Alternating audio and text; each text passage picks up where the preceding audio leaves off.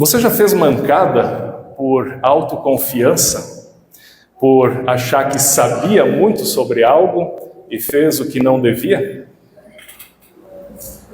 Eu lembro de uma certa vez, quando eu tinha lá pelos meus 15, 16 anos, eu achava que eu já sabia dirigir. Eu achava que eu já sabia dirigir. E eu manobrava os ônibus lá na empresa. Não sei se o Alfredo vai lembrar desse episódio.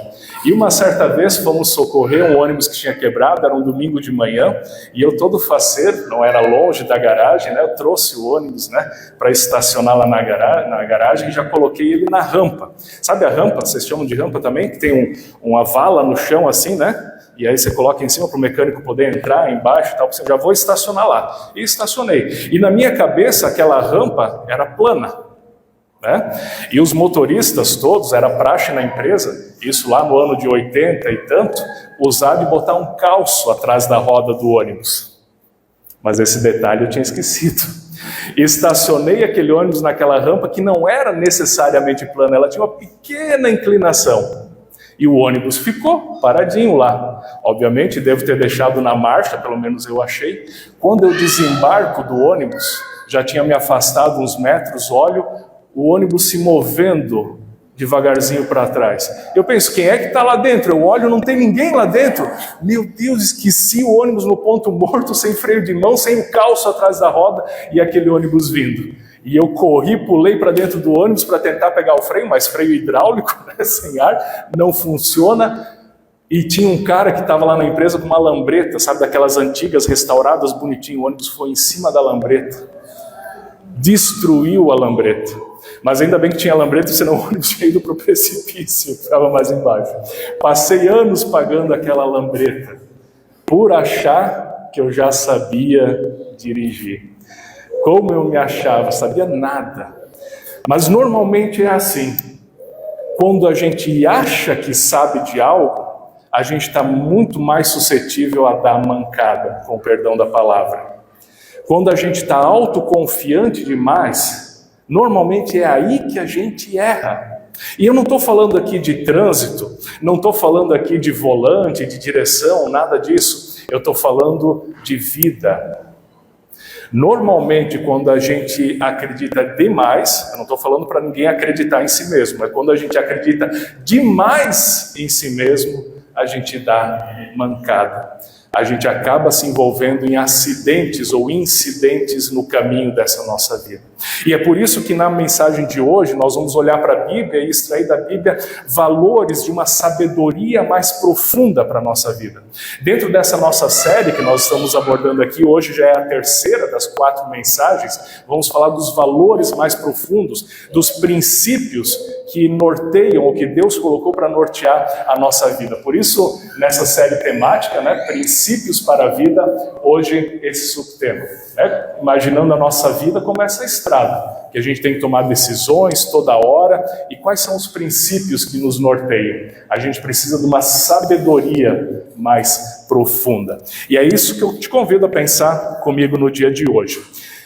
Eu creio que no nosso mundo há pelo menos 2 lógicas, 2 padrões, 2 princípios diferentes que podem pautar a nossa vida, que estão, digamos assim, lá no nosso inconsciente, que são aqueles padrões que orientam as nossas decisões, a forma como a gente age na nossa vida.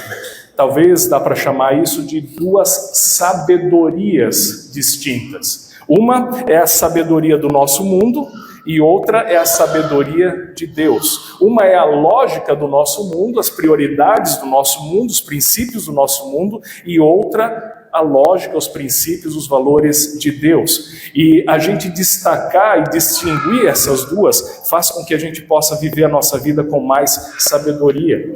E o texto bíblico que nós vamos ler, o apóstolo Paulo justamente escreveu para os antigos cristãos da cidade de Corinto, por isso é a primeira carta aos Coríntios.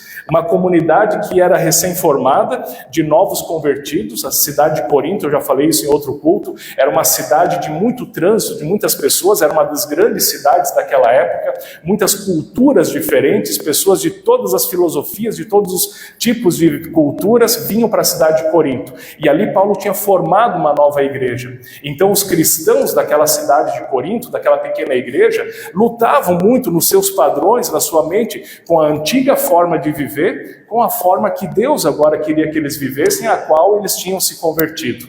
E é diante dessa realidade que Paulo escreve os versículos que nós vamos ler. 1 Coríntios capítulo 1, os versículos 18 até o 31, que diz assim: certamente a palavra da cruz é loucura para os que se perdem, mas para nós que somos salvos, ela é poder de Deus.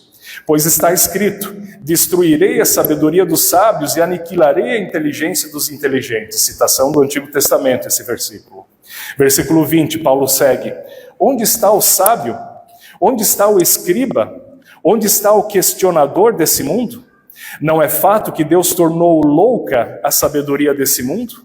Visto que na sabedoria de Deus o mundo não o conheceu por sua própria sabedoria, Deus achou por bem salvar os que creram por meio da loucura da pregação. Loucura da pregação. Porque os judeus pedem sinais, os gregos buscam sabedoria, mas nós pregamos o Cristo crucificado.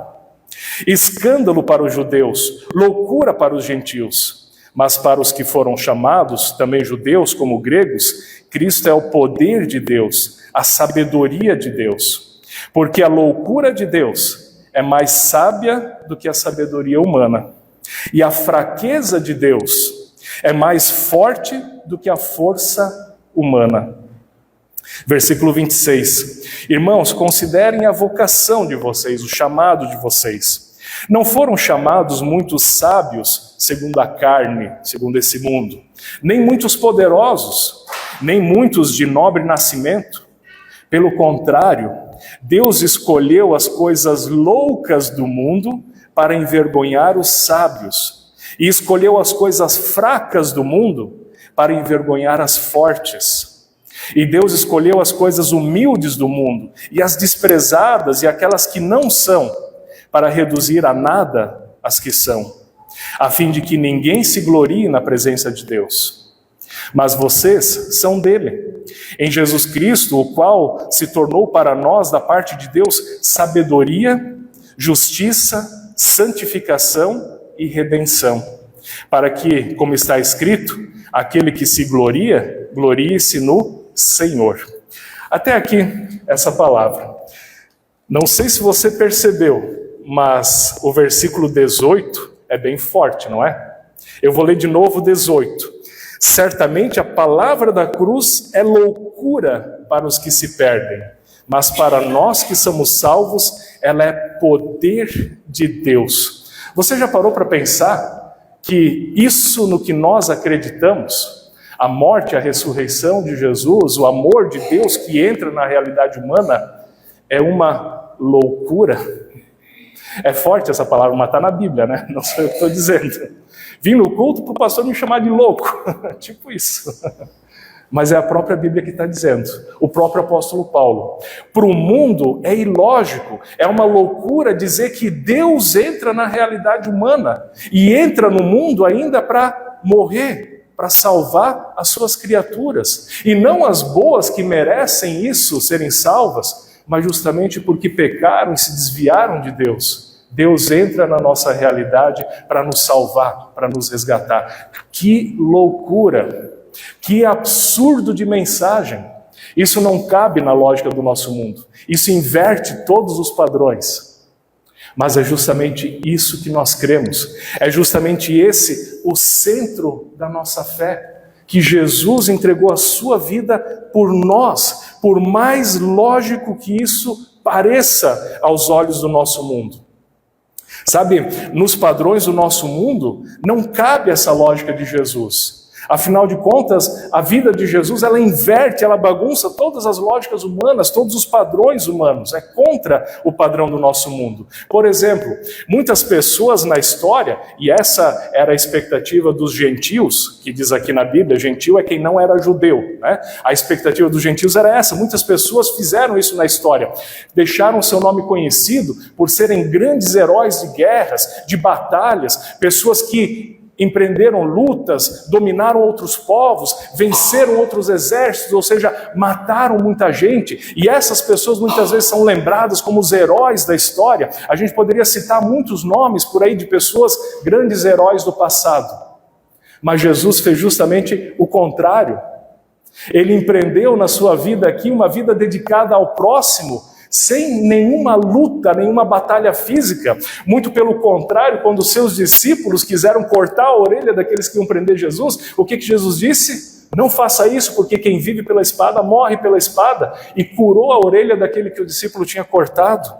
Jesus justamente inverte essas lógicas. E Jesus deixou o seu nome marcado na história como Filho de Deus, justamente usando outra lógica tão diferente das lógicas do nosso mundo. Ele fez uma revolução impensável, sem nenhuma guerra, sem nenhuma morte, exceto bem o contrário, a sua própria morte em favor de nós. Percebe como isso é ilógico para os padrões do nosso mundo? Bom, talvez nesse momento alguém esteja pensando, tá, Jesus não fez guerra, mas a igreja depois fez guerra. Sim, eu estou falando de Jesus, não daqueles que posteriormente fizeram coisas em seu suposto nome. Estou olhando para Jesus, não para os erros históricos da religião de pessoas que arriscaram falar erroneamente em nome de Deus. Mas Jesus fez essa revolução de um modo diferente, que ninguém antes tinha feito. Sem guerra, sem violência, muito pelo contrário, pelo amor. Não um herói de guerras e de batalhas, mas um herói que entrega a sua vida, justamente o contrário. Ah, como isso é contra os padrões do nosso mundo. Muitas pessoas imaginavam até uma transformação em termos da filosofia, de pensamento, e esse era justamente talvez a expectativa dos gregos, os gentios que são ditos aqui. A gente lembra de muitos filósofos gregos do passado que deixaram sim a sua marca na história por causa das suas filosofias, dos seus argumentos bem elaborados, da sua retórica, do seu pensamento bem arranjado. Mas Jesus fez toda essa revolução sem escrever um único discurso. Já parou para pensar nisso? Jesus só viveu, conviveu com as pessoas e ensinou do seu amor. Ah, mas nós temos coisas escritas de Jesus. Sim, foram seus discípulos depois que escreveram aquilo que ele falou. Jesus só conviveu com os seus discípulos e fez toda a revolução que fez. Jesus apenas viveu esse amor. Nada de grandes filosofias, nada de grandes argumentações persuasivas, bem elaboradas, apenas a vida no amor que Deus oferece ao ser humano. Sabe, eu imagino que quem olhasse para Jesus cara a cara, quem tivesse vivido lá naquele primeiro século, não ia ver em Jesus, no seu semblante, no seu rosto, na sua pessoa, nenhum herói de guerra, com uma espada na mão, com aquela capa, um homem simples, uma pessoa como qualquer outra pessoa daquela época. Não ia ver em Jesus um grande filósofo dando grandes discursos, com boa argumentação e convencendo pela persuasão, pela boa articulação. Não ia ver isso em Jesus. Veria uma pessoa bem comum, vivendo nesse mundo, só que com outros padrões. Vivendo nesse mundo igual uma outra pessoa, só que de um outro jeito. Vivendo nesse mundo como qualquer outra pessoa, mas pensando de uma outra maneira. E sabe, esse novo padrão que Jesus instaura e mostra para o ser humano, que vai culminar com a sua morte na cruz, está bem expressado, por exemplo, em Mateus 5, nas bem-aventuranças. Texto bem conhecido, onde Jesus diz, os felizes, os bem-aventurados, não são aqueles arrogantes, orgulhosos, mas Jesus vai dizer, os pobres de espírito, esses é que são gente boa, esses é que são o caminho. Jesus vai dizer, bem-aventurados, ou seja, felizes são aqueles que choram. Como assim, Jesus? Os que choram. Feliz é aquele que está contente? Não, feliz é o que chora porque ele vai ser consolado. Jesus estava ensinando no Sermão do Monte, Mateus 5. Bem-aventurados os mansos. O mundo vai dizer não. Bem-aventurado é aquele que luta pelos seus direitos, aquele que faz revoluções, guerras, vence o inimigo. Jesus está dizendo não. Bem-aventurado é o manso, aquela pessoa da paz, calma, tranquila. Jesus vai dizer, bem-aventurado que tem fome e sede de justiça. Ah, não, Jesus, bem-aventurado é aquele que faz valer a sua justiça. Bem-aventurado é aquele que se impõe, que impõe a sua vontade. Não, Jesus está dizendo, feliz, o negócio é ser aquelas pessoas que têm fome e sede de fazer o que é certo, de fazer o que é ético, de fazer o que é correto. Jesus está ensinando para os seus discípulos. Bem-aventurados os misericordiosos, ele vai dizer. Misericórdia, ter compaixão do outro? Não, eu que penso em mim, os meus direitos primeiro. Não, misericordioso, esse é o caminho. Bem-aventurado limpo de coração.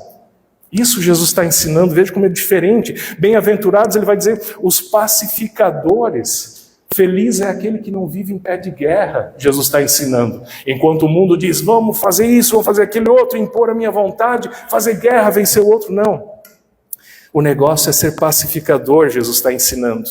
E por último, no Sermão do Monte, ele vai dizer, bem-aventurados, olha só, os perseguidos, inclusive, por causa da justiça.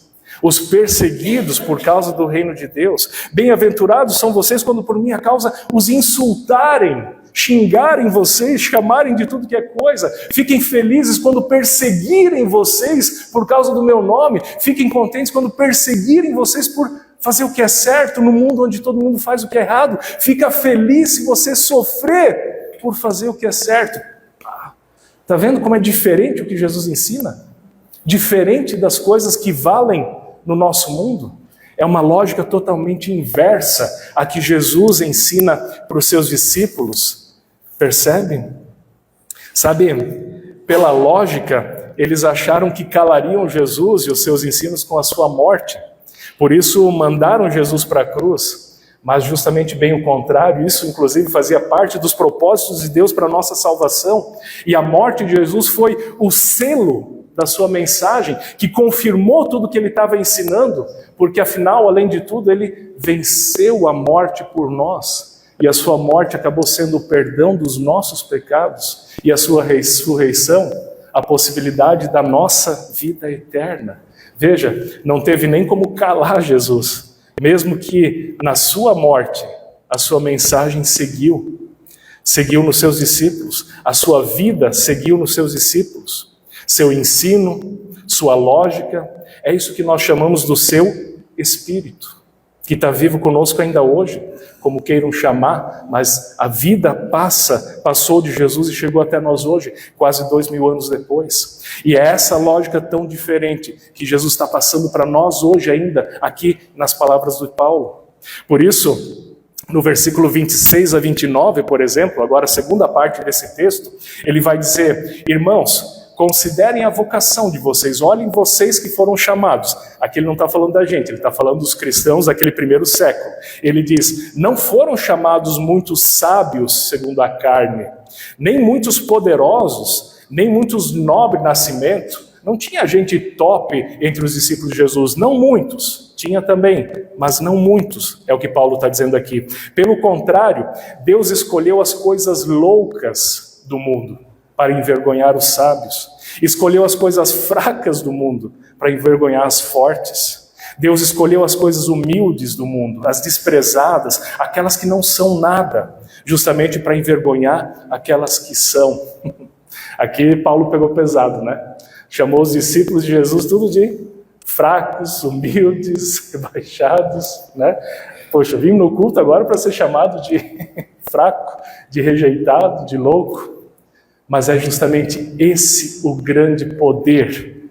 É justamente porque o poder não está em nós.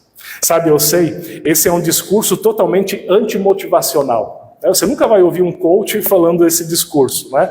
Tipo, não se ache por ser discípulo de Jesus Cristo. É porque o poder não está em nós. O poder está em Deus.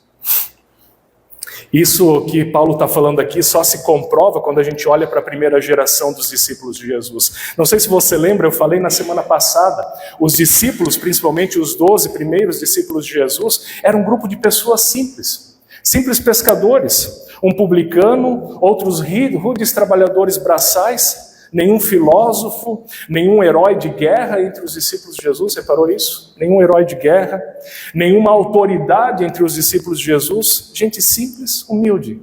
E foram essas pessoas que fizeram a revolução na história, porque o poder não está nelas, mas o poder estava na mensagem.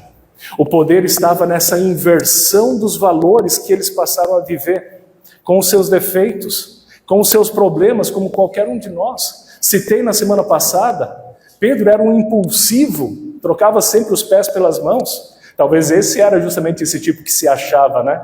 Teve que ser quebrado disso. E por meio dele Deus fez a sua história. Tomé era aquele que sempre duvidava. Judas é aquele que traiu. Esse era o grupo de discípulos, nenhum forte, nenhum sábio, mas esses que transformaram o mundo por causa do poder que estava neles e não deles mesmos. Como o próprio Paulo vai dizer na segunda carta que ele escreveu para os Coríntios, ele vai dizer: sinto prazer nas fraquezas, nos insultos, nas privações, nas perseguições, até nas angústias, porque por amor de Cristo, porque quando eu sou fraco, então é que sou forte. Olha só isso. Quando eu sou fraco, então é que eu sou forte. Quando eu me acho forte, eu tropeço, dou mancada e caio. Mas quando eu sei que eu sou fraco, então é que eu sou forte, porque tem um outro poder agindo em mim, que é mais forte, mais sábio do que eu, que é o poder de Deus. Você percebe como os princípios de Jesus são contrários aos princípios desse mundo? Totalmente o contrário. Sabe, a lógica do mundo, ela é egoísta. Sabe aquele ditado, farinha pouca, meu pirão primeiro? Conhece esse ditado? A gente quer tirar vantagem, a gente quer tirar o nosso bocado sempre primeiro. O egoísmo, essa é a lógica do mundo. Mas viver nessa lógica gera competição, gera trapaças, gera o caos. O mundo vira um caos nessa lógica. E aí o que Jesus vai dizer? Amar a Deus acima de todas as coisas e ao próximo como a si mesmo. E é essa lógica que traz a paz para o mundo. É essa lógica de Jesus que traz a harmonia, que traz uma melhor igualdade. Essa é a lógica que de fato vale a pena viver. E isso em coisas bem práticas, bem pontuais do nosso dia a dia. Já que a gente está falando de direção e de trânsito, imagina aquela situação. O cara não quer dar a vez no trânsito, né? Eu primeiro, vai lá e se envolve num acidente e, por impor a sua vontade, vai lá e se enrola, se incomoda um monte. Não é assim que acontece? Bastava ter esperado um pouquinho. Tudo bem, pode passar primeiro, passa você na minha frente, o outro primeiro. A lógica do mundo muda, o mundo começa a funcionar diferente. A lógica do mundo vai pela vingança. Bateu, levou. É na mesma moeda, não é assim? E qual a consequência desse pensamento? Guerras sem fim. Briga, guerra, desentendimento, confusão. Essa é a lógica do mundo. Mas o que Jesus propõe? Dê a outra face. Alguém te bateu desse lado? Tudo bem, pode bater aqui. Totalmente contra a vingança, a revanche. E o que essa lógica de Jesus gera? O fim da guerra. Porque não tem guerra que resista a alguém que dá a outra face. Já parou para pensar nisso? Não tem guerra que resista a alguém que dá a outra face. Ah, pastor, mas é bonito a gente pensar nisso, né? Mas o que isso significa na prática, no meu dia a dia? Vou dar um exemplo. Eu lembro de uma conversa que eu tive certa vez com outro pastor, ele me confidenciou uma situação, empolgado que ele estava. Ele disse para mim, veio lá um membro da igreja conversar comigo, mas veio furioso, com tantas pedras na mão. E veio lá no gabinete conversar e reclamar sobre isso, reclamar sobre aquilo, sobre aquele outro. Sabe aquela pessoa brava, chegou lá para conversar com o pastor. E qual seria a reação normal? Quando alguém vem bravo, vem quente para cima de ti, você se arma aí, vamos ver quem é mais forte. Aí disse que o sangue daquele pastor começou a ferver. Mas daqui a pouco ele pensou, não, calma aí, vou me acalmar, vamos pensar melhor. Aí acho que ele lembrou de umas palestras da Marileia Lukoff que ele tinha assistido. Semana passada a Marileia estava aqui, né? Vale a pena seguir o perfil dela no Instagram. Marileia Lukoff, ela fala sobre comunicação não violenta, CNV. Procurem lá no Instagram, vale a pena. E aí ele pensou, o que essa pessoa está querendo dizer com essa violência, com essa braveza toda? Aí disse que o pastor olhou para ela e perguntou, você não está bem, né? Essa situação está pesada para ti, né? A pessoa desabou no choro. Veio para brigar, saiu chorando, consolada. Se tivesse ido na mesma moeda, se tivesse ido na mesma índole, confusão, briga, relacionamentos rompidos. Percebe? Dar outra face é isso. Não é literalmente numa briga você dizer bate aqui do outro lado. É você conseguir jeitos diferentes para lidar, inclusive nessas situações bem comuns do seu dia a dia. Jesus inverte essas lógicas. A lógica do mundo diz, busca o teu prazer a todo custo. E o que isso gera? Vícios, dependência, morte prematura. Como eu já vi gente indo por esses caminhos. O que Jesus diz, na lógica contrária a isso, cultivar as virtudes, oração, meditação, viver os valores do reino de Deus, é totalmente diferente. Isso, o que gera? Prosperidade, gera bem-estar, gera uma vida boa, tranquila e no final das contas gera eternidade. Percebe como é diferente? O mundo diz prazer a todo custo. E sabe como está complicado justamente isso em nossos dias, né? Nessa busca desenfreada pelo prazer, hoje em dia a gente tem o prazer tão rápido, na ponta dos nossos dedos. É só a gente entrar numa rede social, ela vai mostrando aquilo que a gente quer, sabe? Aquilo que dá prazer da gente ver. E aí tem famílias que, à noite, naquelas últimas horas do dia, que podem estar juntas, em vez de se reunir para fazer uma oração, conversar, cada um contar como foi o seu dia, está cada um lá na sua tela, buscando o seu próprio prazer individual. E isso vai minando os relacionamentos, vai minando as famílias, ninguém conversa mais, ninguém sabe mais da vida do outro, cada um vai ficando sozinho, isolado, vai destruindo os relacionamentos, o pai não sabe mais o que aconteceu com o filho não consegue se abrir com o pai, vai minando os relacionamentos. Por quê? Porque cada um está focado só no seu próprio prazer. Não mais olhar para o outro. Ter aquele momento junto, sabe? De ter aquele momento em comunhão. Como tem gente viciada hoje no tal do tigrinho. Tem gente perdendo casa, perdendo bens. Por quê? Empolgação, vou ganhar muito dinheiro. E o diabo vai roubando tudo. Está tudo aí. Jesus propõe outros valores para a gente viver diferente nessa loucura que é o nosso mundo. Percebe como parece loucura o que Jesus está dizendo, mas na verdade é uma sabedoria muito mais profunda. Eu vou repetir isso daqui. Você percebe como à primeira vista parece loucura isso que a Bíblia nos traz, parece loucura isso que Jesus ensina. Mas se você parar para reparar as consequências disso na sua vida e na sociedade, é uma sabedoria muito mais profunda, isso que Jesus ensina. Nem todos conseguem entender isso. Que privilégio que eu e você estamos aqui podendo pensar sobre isso. Que privilégio. Tem muitas pessoas que, por causa da sua autoconfiança, do seu auto-orgulho, ficam cegadas para isso e vão indo de encontro ao precipício sem perceber. Mas a palavra de Deus está aqui, está dizendo, presta atenção nessa loucura, presta atenção. Que privilégio a gente poder estar pensando sobre isso. E se a partir dessa palavra, desse texto bíblico, dessa reflexão, mudar algumas atitudes na nossa vida, quantas consequências isso pode ter nos nossos relacionamentos, na nossa vida a longo prazo? Sabe, escolhas têm consequência, ou seja, a forma como a gente pensa gera as nossas escolhas e as nossas escolhas têm consequências bem práticas na nossa vida. É como aquela viagem que eu estava falando no início, a gente vai tomando decisões e cada caminho Cada encruzilhada, se eu vou para um lado ou para o outro, me leva a caminhos diferentes. É assim também nas decisões da nossa vida. E isso, tanto de maneira individual, na minha vida e onde eu vou chegar, quanto também coletivamente. Para a gente enquanto sociedade, enquanto mundo.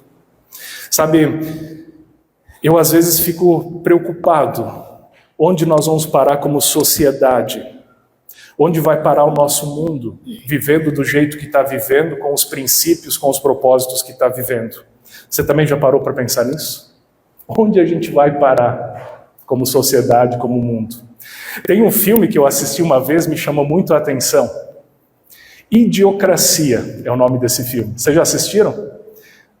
É um filme que não ficou muito famoso. Ele foi feito em 2006, portanto ele já tem 20 anos. É um filme velho.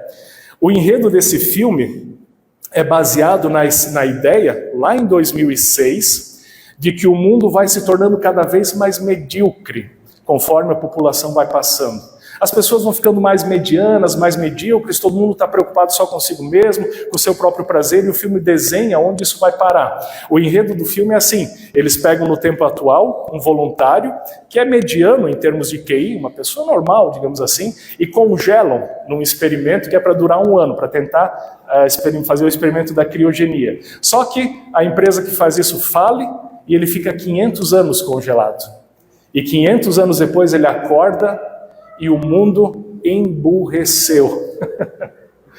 Por isso o nome do filme, Idiocracia. O mundo ficou idiota. Aí mostra como essa busca pelo prazer imediato levou as pessoas a um emburrecimento. Ninguém busca mais a cultura, ninguém busca mais se aprofundar em alguma coisa, todo mundo só quer o que está tudo pronto, o que é o imediato. E com isso o mundo vai ficando emburrecido. E eu me assustei esses dias quando veio a notícia de que as gerações agora, o QI está baixando, em vez de sempre aumentar geração após geração. Parece que esse filme previu isso há 20 anos atrás. E esse filme previu como as grandes marcas iam dominando tudo. Então tudo que você faz, tudo que você usa é patrocinado, sabe? Para divulgar uma marca para alguém ganhar mais. Tanto é que nas torneiras não vem mais água, vem energético que alguém produziu para te vender. Sabe? Vale a pena. Não é um filme para você assistir em família, ele não é próprio para crianças, tá? Mas se você tem interesse em aprofundar essa reflexão, assiste esse filme, Idiocracia. A propósito, eu acho que até mudaram o nome, porque eu pesquisei agora recente, e em algumas plataformas de streaming dessas mais comuns, ele inclusive está indisponível para a sua região. Eu acho até que bloquearam ele. Mas você consegue assistir em alguns sites mais paralelos, assim, né? Ele tem até de graça. Idiocracia. Vale a pena a gente dar uma olhada e refletir sobre isso. Onde vai parar o nosso mundo? Sabe, Deus nos mostra o caminho. Está aqui, para todo mundo que quiser seguir. Mas Ele não nos obriga a seguir. Eu acho fantástico isso de Deus a propósito, né? Que Ele mostra o caminho e diz, cara, isso daqui vai ser o melhor para ti. Mas fica à vontade, se tu quiser colher as tuas consequências, fica à vontade. Esse é o melhor caminho, mas você que escolhe. Deus nos dá esses princípios, Deus nos dá um mapa, mas você escolhe seguir. Por isso eu vou dizer que se na tua vida você tem dúvidas quanto ao melhor caminho, eu vou dizer que isso é sinal de maturidade. Se você na tua vida não tem aquelas grandes certezas, que bom. Mostra que talvez você seja uma pessoa mais inteligente, mais ponderada. É sinal de maturidade não ter todas as respostas. Eu vou repetir.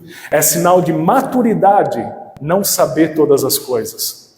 Eu tenho uma raiva de conversar com pessoas que sabem tudo. Qualquer assunto a pessoa tem um veredito. É isso, acabou. Não, eu prefiro ter dúvidas para saber continuar aprendendo, sabe? Tem uma letra, quem é mais velho vai lembrar, vai denunciar a idade agora. Quem ouvia Legião Urbana? Tem uma letra que o Renato Russo escreveu, sem entrar no mérito da vida dele, das questões e tal, mas que sempre me chama a atenção quando eu ouço a música, que diz assim: eu já não sou mais tão criança a ponto de saber tudo. Conhece essa letra? Só os 40 mais que sabem aí, né? Já não sou mais tão criança a ponto de saber tudo. Quase Sem Querer é o nome da canção. Sabe, essa palavra, essa pregação, esse convite, essa palavra do Paulo, é um convite para a gente parar de dar mancada na nossa vida por achar que sabe de tudo. E olhar para a Bíblia, para a palavra de Deus, que nos dá novos princípios, novos valores, que a uma primeira vista podem parecer loucura. Mas eu espero de alguma forma ter te mostrado que fazem sentido esses padrões. E que viver o amor de Deus na prática do nosso dia é o que vale a pena para o nosso mundo. Se você quer ter uma vida boa, ouça os princípios de Deus. Olhe para essa sabedoria que parece loucura, mas é uma sabedoria mais profunda. E viva com ela na sua vida. Amém.